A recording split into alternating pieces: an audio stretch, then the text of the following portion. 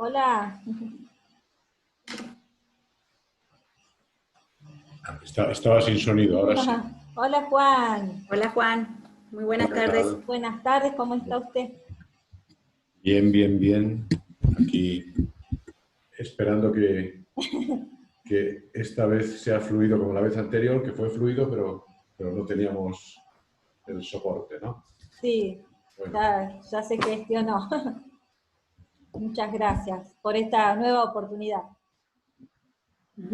que después pensé que aunque habíamos tenido la conversación y había gente detrás o sea, los pocos que pudieron estar, pero dije, si tú has sacado un anuncio del tema y después no está en lo que tengáis, ¿no? En vuestra web o en Claro, vuestra plataforma y tal, pues va a quedar como, ¿qué pasó con esto? Se ¿qué pasa? enfadaron, pueden pensar que discutimos en la conversación y no quisimos ponerla, ¿no? No, Pues, un colmo. Bueno, Juan, para empezar, me sí, gustaría, estás, poner un ahí poco está. más de luz, sí. Bien, bueno. Me gustaría preguntar, ¿quién es Juan Vera? ¿Qué le importa de la vida y qué motivos tiene para vivir? ¿Qué motivos tiene para vivir? Sí, Sí, bueno, Juan Vera, fíjate que ahora cuando me presento, siempre hago alusión a algo que hace años nunca decía, y es un hombre español. Y digo esto porque a veces la identidad la sentimos cuando no estamos en nuestro propio país, ¿no? En ese instante te haces cargo más de tus raíces. Y yo, que me hubiera definido hace años como alguien que era una persona del mundo, no tenía un sentido nacionalista. No es que lo tenga ahora, pero sí me doy cuenta que mis raíces están allá, sin perjuicio de que llevo 26 años viviendo en Chile. Y, y yo me definiría como alguien lleno de gratitud a la vida. Creo que ha sido una fortuna para mí todas las oportunidades que se han ido abriendo a lo largo de esa vida. Eh, yo nací en una familia de clase media-baja, por lo tanto, con muy pocos privilegios. Y sin embargo, la vida me ha dado la oportunidad de tenerlos y de, por tanto, ser consciente de que tengo que estar muy atento a aquellos que no los tienen.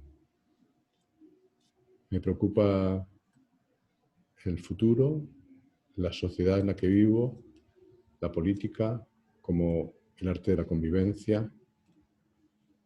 Y hoy soy una persona que más que definir una carrera profesional, está en el momento en el que quiere devolver parte de lo que la vida le ha entregado, y especialmente también las inquietudes que siento, y especialmente a mis colegas coaches, dado que, como vengo repitiendo, me sorprende que haya tan poca atención a cómo colaboramos, no ya que una persona, un equipo, logren ampliar su mundo, su punto de vista, sino que la sociedad misma se encuentre. Sé que quizá eso sea un objetivo mucho más difícil, pero ¿por qué no hemos de ponernos desafíos grandes, ¿no? Eso diría como quién soy. Y quizá parte de todo esto son mis motivos para vivir. Yo hoy no entiendo que esté en la última etapa de mi vida, es decir, se trata de, en este sentido, me produzco una autoceguera para no darme cuenta de mi edad ni tener en cuenta lo que quizá otras personas hacen en este momento, que es empezar a retirarse, porque tengo motivos, tengo la idea de dejar mensajes como estos, de alguna forma tengo el motivo también de pensar que las nuevas generaciones puedan cambiar. Y pienso, yo tengo una nieta de 17 años que cuando nació me trajo una nueva dimensión del amor que yo que yo siempre incluso había ridiculizado, ¿no? De estos abuelos que me parecen exagerados todos, ¿no? Hasta que uno empieza a serlo.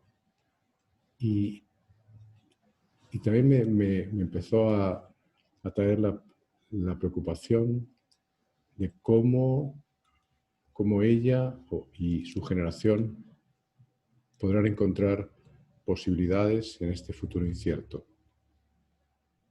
Entonces, la verdad es que muchas veces me doy cuenta de que tengo la sensación interior de que en este momento yo no debería retirarme en el sentido de dejar de preocuparme por las cosas que me rodean, ¿no? Entonces, ese es un gran motivo para vivir. Pero creo que hay muchos, me importan demasiadas cosas. Hay mucha gente a la que amo, hay muchos temas que me parecen importantes y de hecho creo que a lo mejor en otro momento de mi vida me hubiera preguntado, porque tenía la sensación de que había hecho un camino y que lo más importante estaba hecho, y en este momento no pienso eso. Pienso que tal vez lo más importante está todavía sin hacer. Eso te diría. No sé si queda algo de lo que tú preguntes que quieras reforzar, ¿no? Sí, está bien. Yo le quería compartir, ahora que usted trae esta nueva realidad, este nuevo contexto, a nosotras nos ha regalado esta posibilidad de dialogar y de reflexionar a través de la virtualidad, y allí nació el espacio Talón de Aquiles, y la vez pasada me quedé con ganas de preguntarle si usted siente que ha encontrado en su vida su talón de Aquiles. Bueno, es probable que haya más de uno, ¿no? Pero hay un talón de Aquiles que es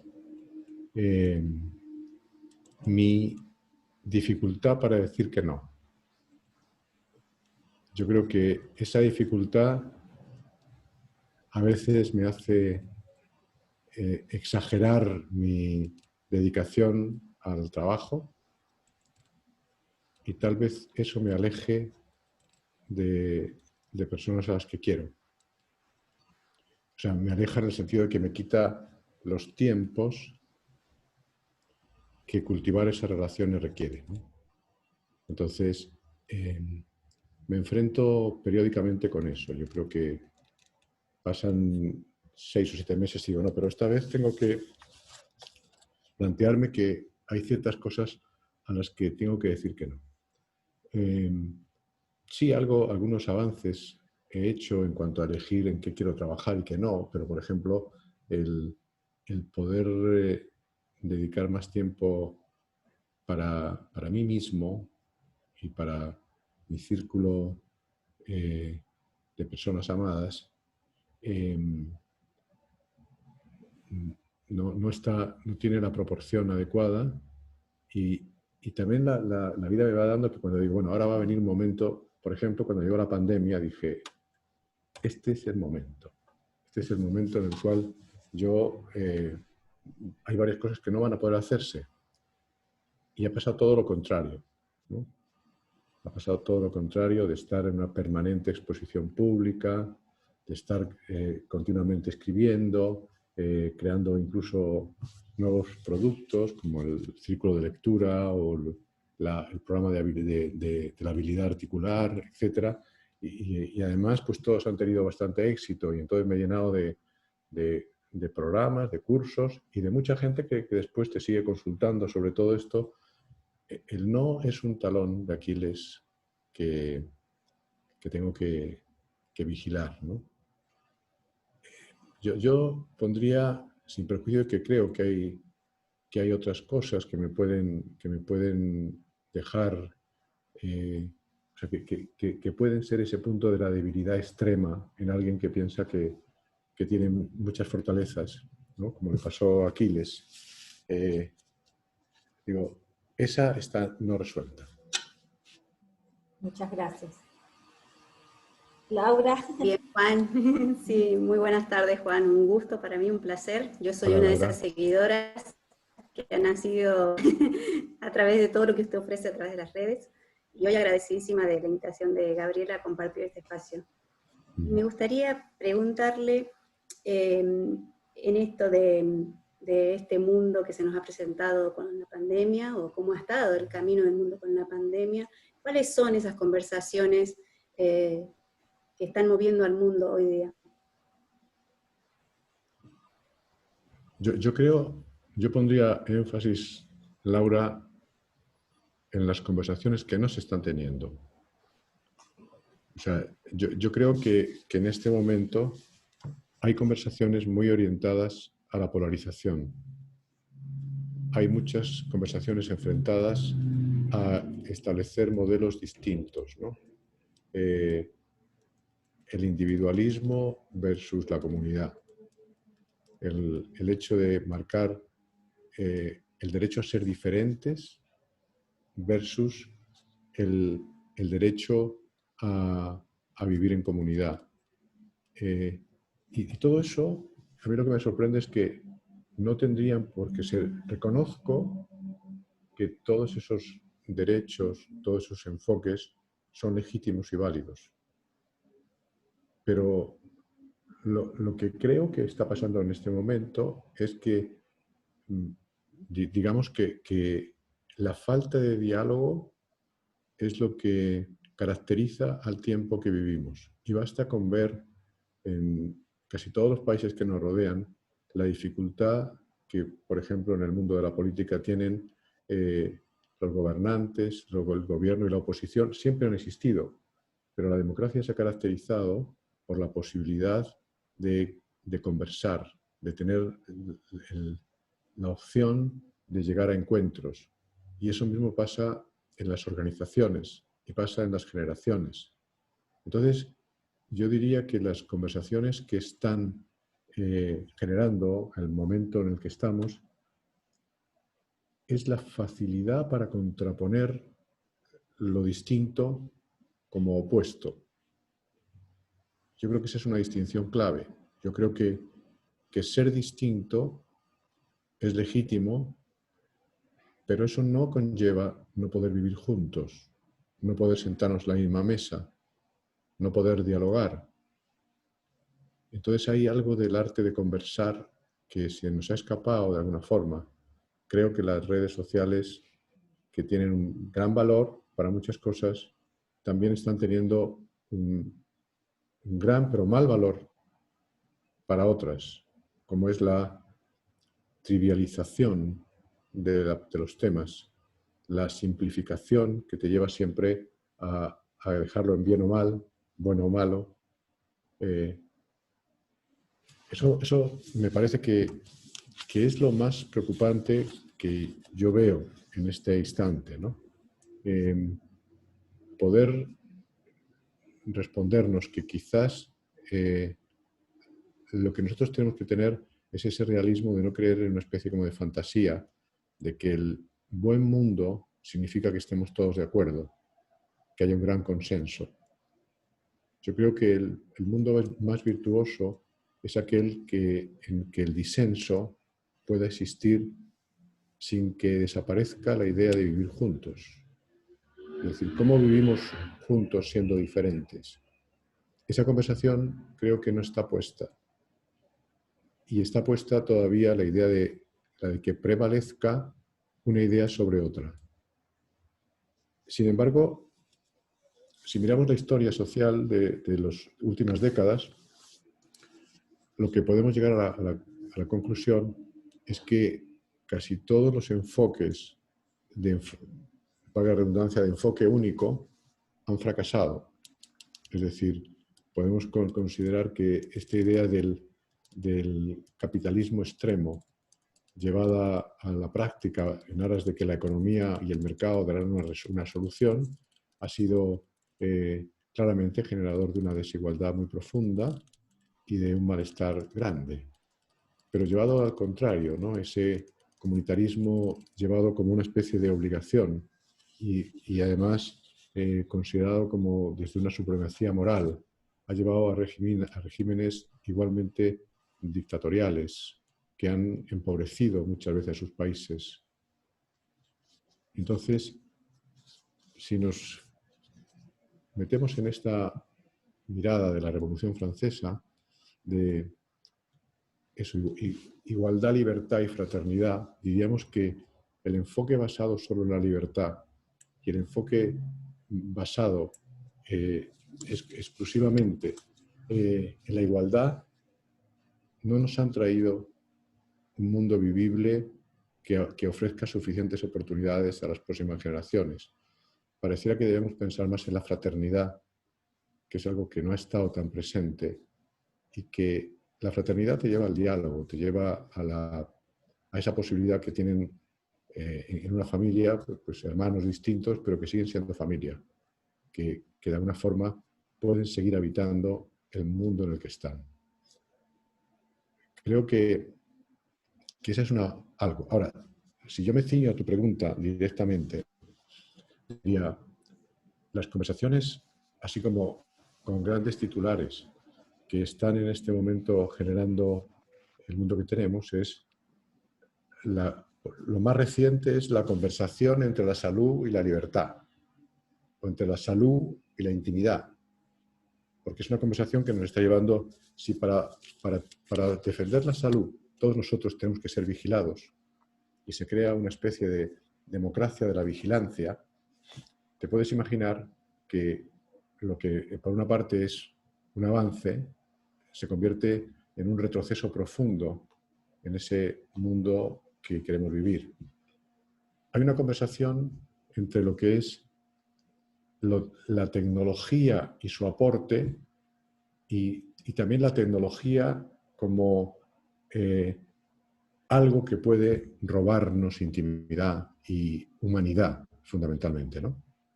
Y esa es una conversación que a mí me sorprende que no esté puesta sobre la mesa o está puesta de una forma trivial. Es decir, el progreso es bueno, los avances tecnológicos son buenos, pero no tenemos por qué ajustar la vida a su velocidad. Y ya hay muchos filósofos que dicen, si estamos viendo que en este momento las tecnologías no solamente son medios para nuestra vida, sino que nos imponen una forma de vivir y que a lo mejor hasta nuestra capacidad, nuestra velocidad mental no llega a poder acoplarse a esa velocidad, ¿quién nos obliga a seguir esa velocidad? Es un acuerdo que una conversación entre los países, entre los estados, entre los distintos grupos sociales, y pienso que esa conversación está planteada de una forma que empobrece los resultados y su repercusión en el futuro.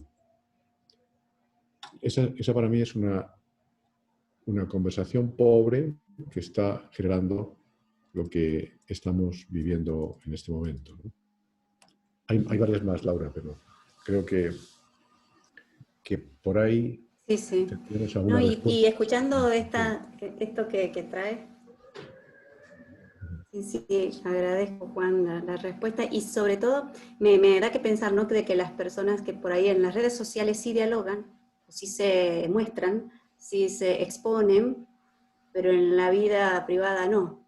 Por ahí están más dispuestas a mostrarse y a mostrar su vida social, familiar, y no en la vida personal. Entonces las conversaciones, ¿no?, traer ¿qué reflexión me daría en esto, ¿no?, de que están dispuestas a eso, pero a dialogar con otra persona, no digamos ahora al lado por la situación en este momento, pero aunque sea una conversación virtual, ¿no?, con otra persona, y sí abiertamente al público y a que todos opinen, y si me gusta, no me gusta, o si te sigo o no te sigo. Porque yo creo que hemos hecho, o sea, que se está produciendo algo, lo que tú estás diciendo es un tema bien interesante, ¿no? Porque es cuando sí nos metemos en eso, ¿por qué nos metemos? Porque me da la impresión de que hay una necesidad de ser vistos. Es decir, es como si nuestra identidad se constituyera no en quienes somos, sino en cómo somos vistos. Nuestra identidad se constituye a través de los likes. Y de alguna forma necesitamos ser vistos y ser aprobados. Bueno, eso me hace dudar sobre la autenticidad de mi comunicación. porque cuando estamos buscando el like, pues podemos ver a alguien que lo está pasando mal, pero aparecer todo compuesto, con chicas, como se muchas veces, con los labios pintados y todas con un gesto y tal, porque, y a lo mejor luego te encuentras que están tomando antidepresivos. Entonces dices, lo que están haciendo, lo que estamos haciendo, es ser capaces de comunicarnos realmente a través de las redes, o lo que estamos haciendo es actuar. Es entrar en una especie de sociedad del espectáculo que también siguen los políticos. O sea, yo digo, cuando miramos Trump, ¿es así realmente en su vida o realmente se pasa la vida actuando? No tengo ni idea, pero de una forma hasta, no sé si soy indulgente, pero hasta puedo pensar que no puede ser tan descabellado. Creo que juega un juego porque sabe que eso de alguna forma fragmenta la sociedad y genera un mercado. Vivir no es generar mercados fuera. Y por eso creo que hay un tema que tiene que ver también con esa falta de conversación positiva entre tecnología y sus recursos y ser humano y su significado. Pero es un tema que sin duda habrá que resolver. Muy interesante. Gracias. Gracias, Juan.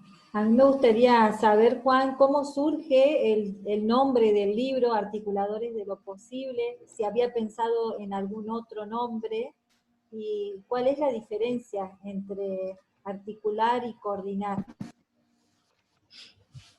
Hay varias preguntas en una, ¿no? Entonces, vamos a ver. Lo diría, el libro no se iba a llamar así. El libro, cuando empecé a escribirlo, su nombre era el que aparece como subtítulo, ¿no? El arte del coaching en el poder y la política. Ese era el libro, el título. Y yo lo que quería era escribir un libro donde, especialmente pensando en los coaches, o quizá en algunas personas que están en el mundo de la política y que por tanto les podía interesar ver cómo había visto ese mundo una persona que ha estado siendo coach de diversos políticos y personas en el poder. Y por tanto, de alguna forma mi enfoque era cómo dejo a mis colegas una información que a mí me parece muy valiosa y que yo, que soy bastante estructurado, pues había sistematizado bastante para generar tipos de categorías de quiebre, 6 categorías distintas, 23 quiebres concretos que me aparecieron muchísimas veces en la documentación que tengo, etc. Pero conforme empecé a escribir el libro, hay algo que pasa, que yo he escrito también alguna otra obra literaria y pensé que era de ese mundo, que cuando tú te metes en un personaje y escribes un libro de relatos o una novela, se produce esta especie de simbiosis con los protagonistas y te dejas llevar por tu fantasía, pero que no iba a ocurrir en algo que es un ensayo. Y sin embargo, fue una experiencia para mí importante, porque yo cuando había escrito algo de ensayo, habían sido paper, que tenían otro nivel, era mucho más focalizado y concreto, de que conforme fui escribiendo, el libro fue conversando conmigo, ¿no? Hubo una especie de conversación del libro y me interesó contextualizar el mundo en el que todo esto ocurría. Y ese mundo me llevó a una segunda parte, conforme van avanzando los capítulos. Tiene 16 capítulos el libro, 475 páginas. Y cuando pasé del capítulo 9, que todo ese está hablando qué es la política, qué es el poder, qué es el entorno, qué es el coaching, qué experiencia he tenido en el cruce de todas estas cosas, pero a partir de ese momento empezó a aparecer como esta mirada de cómo es la realidad que estamos viviendo en este momento, qué tipo de cosas, qué está pasando con la educación, con la salud, con la tecnología, con la privacidad de los datos, con un montón de cosas que fueron apareciéndome y de alguna forma dije, no, si quizás lo que el coach del futuro tendría que hacer es abrirse a la posibilidad de que fuera un facilitador, un articulador. Empezó con esas ideas del encuentro de grupos sociales y por tanto que un coach pudiera desarrollar sus habilidades haciendo posible que conversen los que no conversan. Esto que en una metodología que se llama el 3xI se llama pares improbables, que yo también explico en el libro, ¿no? Y en ese momento se me apareció como un gran titular, y es: el coach y el coaching del futuro que yo creo tiene que ver con la capacidad de articular. Y dije, bueno, entonces articular debería aparecer en algún momento, ¿no? Y bueno, pues ahí estuve dándole vueltas.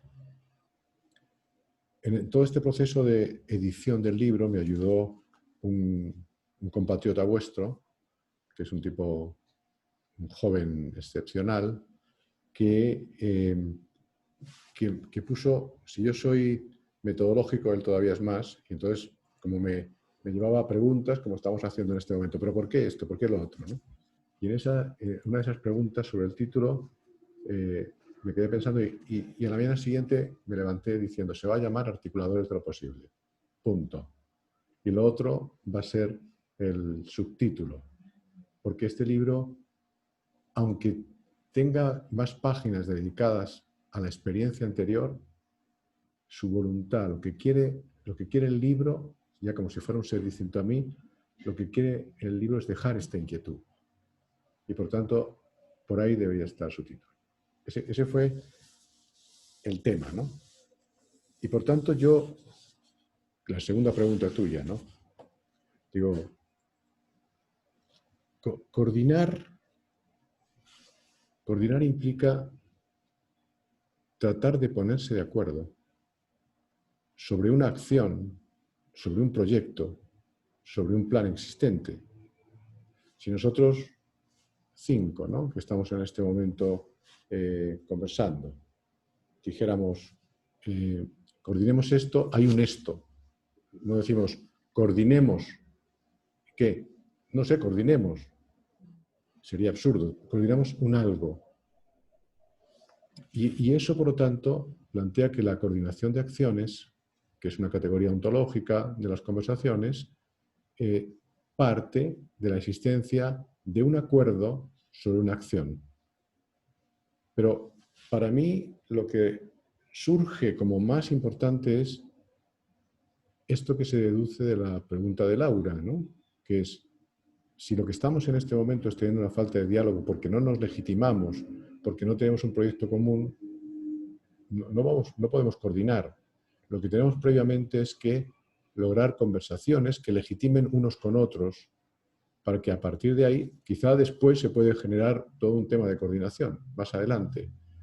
Pero articular implica unir partes que no están unidas.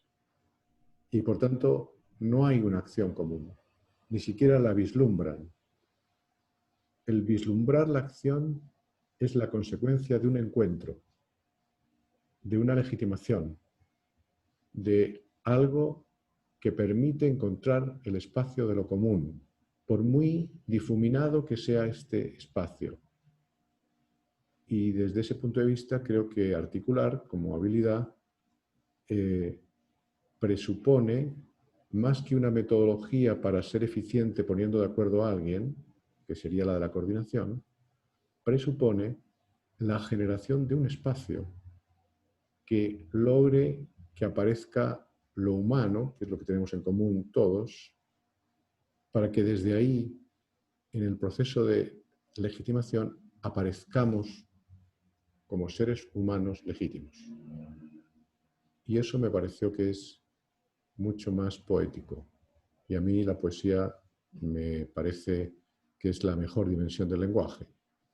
Entonces, desde ese punto de vista, creo que es muy diferente.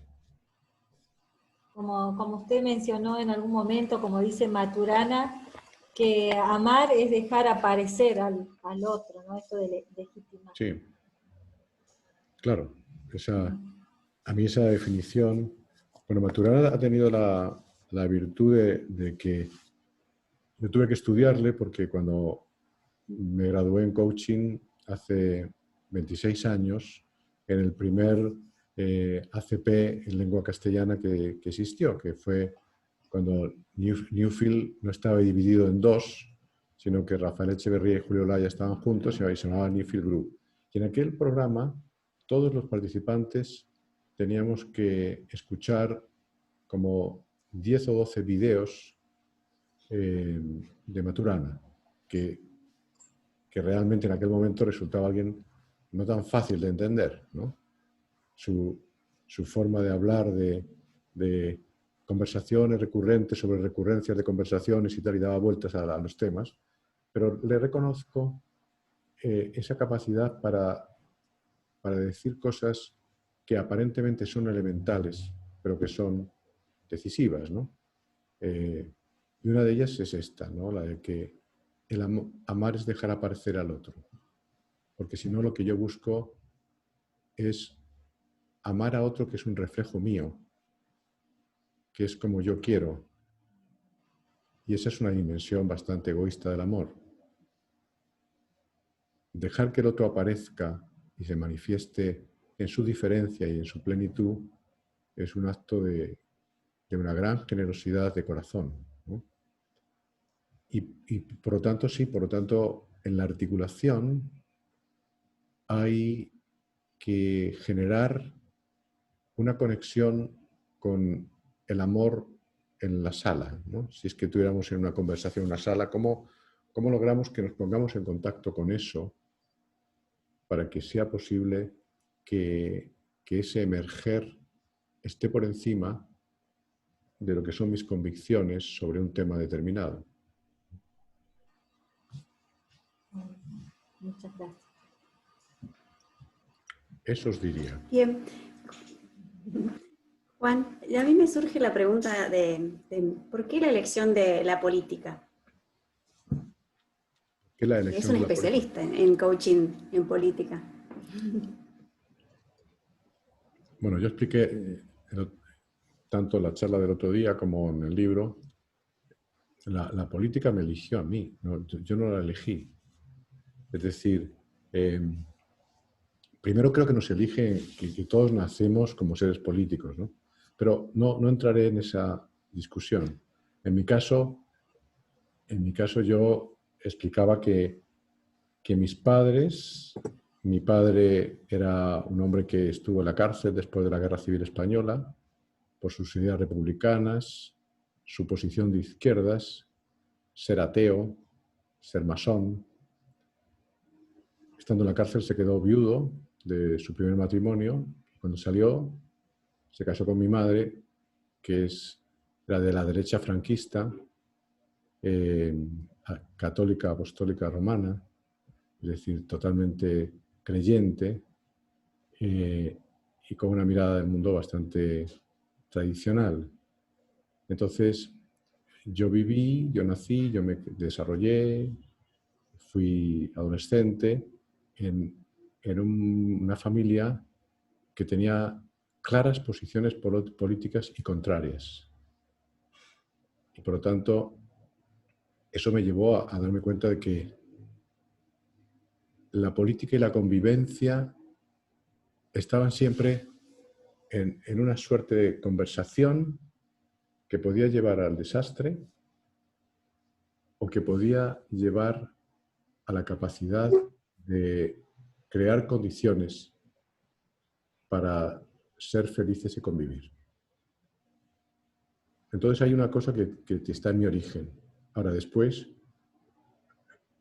bueno, eso quizá me llevó Laura, que me puso interés en decir por qué piensa ella esto y por qué piensa él esto, ¿no?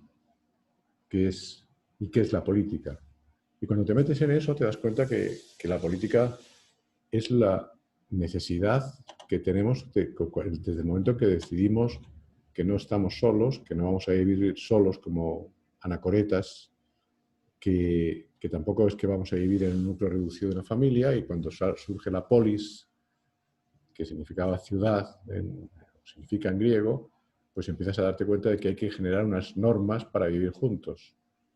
Entonces todos estamos transitados por la política.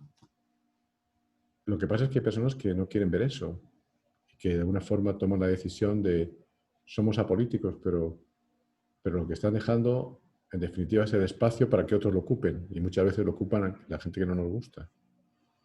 Pero yo creo que hay que diferenciar entre política y lo que hacen los políticos profesionales.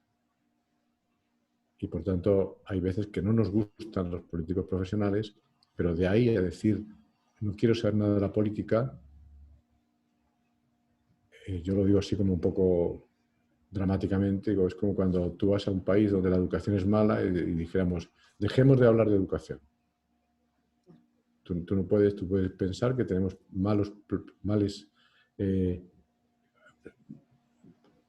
esos planes de educación que no son adecuados, que son de mala calidad, pero no puedes sustraerte a la necesidad de que haya una buena educación. Entonces yo digo, con independencia de mis juicios sobre determinados gobiernos y determinadas formas de hacer política, yo no puedo alejarme de querer estar siendo actor de la política. Y mi visión, como la de algunos filósofos políticos, es la de que cuando estamos pasando etapas de una mala política, lo que hace falta no es menos, sino más dedicación a la política para mejorarla. Entonces, desde ahí, desde esta mirada de que la política no significa que yo quiera dedicarme a presentarme unas elecciones, sino que quiero ser un ciudadano responsable del mundo en el que estoy. Por eso mi dedicación a la política. Y de hecho, a veces cuando me preguntan al respecto, yo digo, mira, yo en este momento que ya he pasado por tener oportunidad de trabajar con personas que tenían un alto nivel de poder, no es tanto eso lo que me produce así como una especie de atracción, ¿no? Decir, oye, a ver si el presidente de tal país o el ministro de no sé cuánto y tal me pide que le acompañe, sino me parece más interesante esta idea de cómo generamos conciencia política en los jóvenes. Cómo generamos conciencia política en los grupos étnicos, en los desfavorecidos, en las juntas de vecinos, en las comunidades de cualquier tipo. Porque eso también es política y pone o no pone temas en las agendas de los países, ¿no? Entonces eso me pasa. Gracias, Juan. Gracias, Juan. La voy a invitar a Doris, una colega de aquí de Santiago, que también quería hacerle una pregunta, Juan. Doris. Buenas tardes, Juan. Buenas tardes a todos. Un placer estar aquí. Y es un privilegio el poder compartir estos espacios. Gracias. Trayendo todo lo que traía, ¿no? Desde cómo generamos esto como ciudadanos, yo como que amplío un poquito más y digo, ¿cómo podemos aportar como ciudadanos? Y algo traía usted de la responsabilidad, que me gusta eso, pero a ver, ¿qué más donde podemos como separar la política con los políticos, o a mí me pasa que en la política en que creo es como una política imposible, o aquí en el país en donde estoy viviendo, ¿no? Entonces, ¿cuál sería la invitación como ciudadanos o a los jóvenes a que sea un desafío? No sé. Pero cuando dices que es una política imposible, ¿por qué crees que es imposible? Perdona que te pregunte yo a ti antes. ¿Por qué es imposible? imposible en el aspecto de en donde se pierde, y en este momento me surge como la esperanza, la confianza, en donde está mucho en juego todo eso, de que lo posible que quiero es como lo imposible en donde quiero mirar o elijo mirar o lo que está ocurriendo en estos momentos como sociedad. Lo que pasa es que si te hago esta pregunta es porque digo, a ver, lo imposible es una declaración que hacemos. Lo que podemos considerar, y yo diría, bueno, mira 100 años antes y plantéate qué cosas eran imposibles, que hoy no lo son. La declaración de imposibilidad es grave, porque de alguna forma termina confirmando, es como la profecía autocumplida, ¿no? Yo sí creo que en este momento la juventud actual se enfrenta a una sociedad más difícil que la que yo tuve. Y la que yo tuve creo que fue un mundo difícil, pero de verdad creo que hoy analizándolo veo un escenario más difícil. Porque se han conjugado cosas como la tecnología, que no tenía esa importancia dentro del tablero de juego de otras generaciones, estando sí otros aspectos que hoy también están, ¿no? Sí. Y digo, claro, puedo aceptar que es más difícil, pero el problema, Doris, es que yo diría, ok, incluso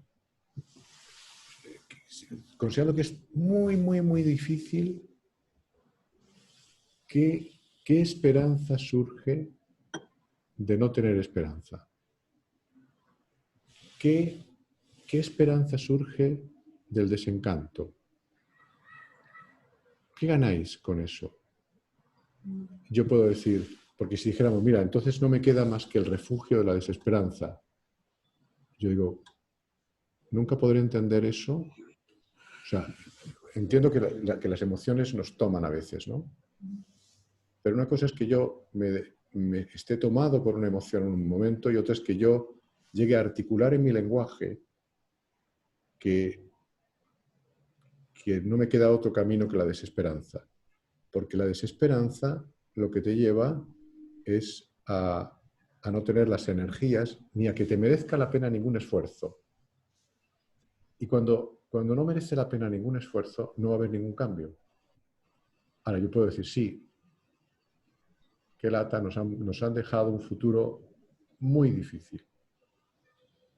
Pero lo difícil, también a las personas con empuje, es como si tú a un escalador le dices que suba una loma, se va a aburrir porque es demasiado fácil.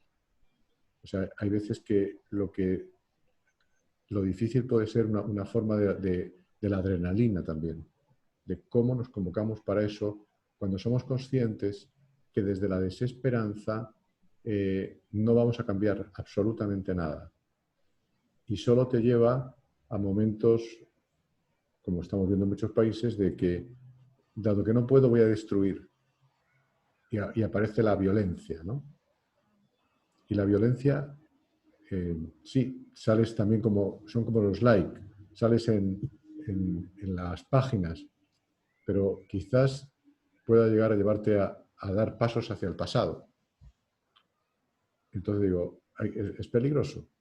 Yo digo, ¿cómo podemos plantearnos innovadoramente y aprovechando que también es cierto que nunca han existido tantas vías, tantos caminos? Si las redes sociales las utilizáramos no solamente para tirarnos piedras verbales, para desacreditarnos, sino para hacer propuestas, es probable que de alguna manera, o para crear conciencia social, que consiguiéramos alguna masa crítica y algunos políticos o nosotros mismos nos promoviéramos como personas que quieren acceder a eso. O sea, yo creo esta es una frase que cito muchas veces y que se encontrará en muchas de mis conversaciones por acá, y es lo que Václav Havel, el último presidente de Checoslovaquia, planteaba, ¿no? Y decía, la esperanza no es la convicción de que las cosas que queremos van a pasar mañana, ¿no? Sino que es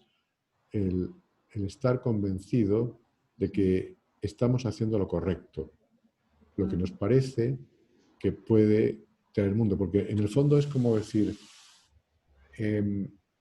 si yo no tengo esperanza en mí, no puedo tener esperanza en el futuro.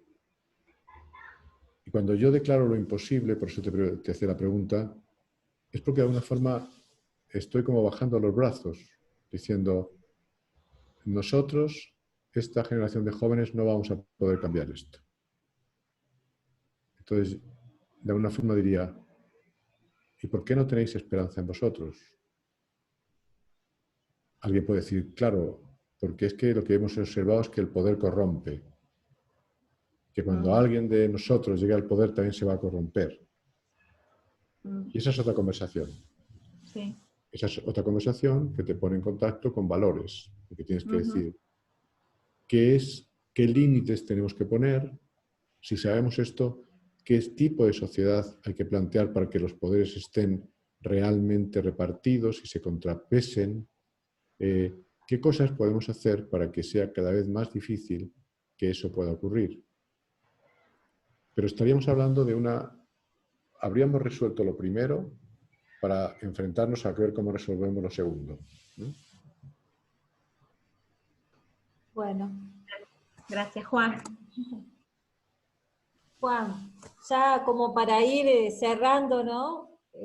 Sí. Le quiero agradecer, y bueno, usted traía una frase, y nosotras hemos elegido una también que nos gustó mucho de Eduardo Galeano, te la quiero compartir, y dice, ojalá podamos tener el coraje de estar solos y la valentía de arriesgarnos a estar juntos.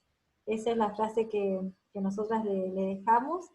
Y bueno, le iba a pedir una que usted la tenga siempre presente o que le haya impactado, y nos acaba de traer una de la esperanza, ¿no? Así que yo estoy agradecida. Laura también, bueno, Doris, gracias también por estar. Muchísimas gracias, Juan, y gracias ha sido un privilegio compartir este espacio con usted. Se me cortó internet, entré ahora por el teléfono, por eso no los puedo seguir. Los veo, pero no los puedo... Bueno. Gracias. Pero acá Mira, hay muchas gracias. Una frase, para completar eso, hay una frase también que es, yo no soy muy religioso, pero tengo mucho respeto por todas las creencias, ¿no? Y San Alberto Magno decía algo así como que si no tenemos esperanza, nunca sabremos lo que hay detrás de la esperanza. Y creo que eso es también algo que nos debería llevar, por lo menos, a tener la curiosidad, a no quedarnos sin esa curiosidad que a veces nos mueve en la vida. Bueno, muchas gracias. Ha sido un gusto. Bueno, pues nada. Seguimos en contacto. De acuerdo. Muchísimas gracias, Juan. Gracias. Un placer. Chao, chao. Saludos a todos. Chao. Buenas tardes a todos.